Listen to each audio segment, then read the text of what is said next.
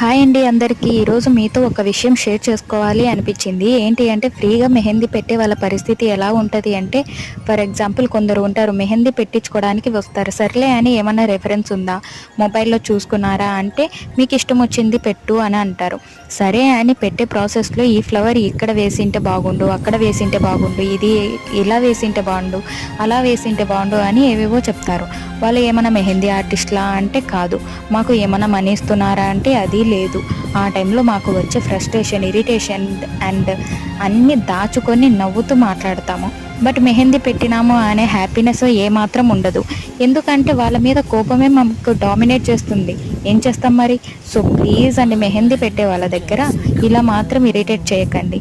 అయినా నాకు ఒకటి అర్థం కాదండి, మేము మెహందీ పెట్టగలము అని తెలిసే కదా మీరు మా దగ్గరకు వస్తారు. అయినా కూడా వచ్చి ఇది అది అని ఎందుకంటే చెప్తారు. ప్లీజ్ అలా చెప్పకండి. బై బై, నెక్స్ట్ వీడియోలో కలుద్దాం.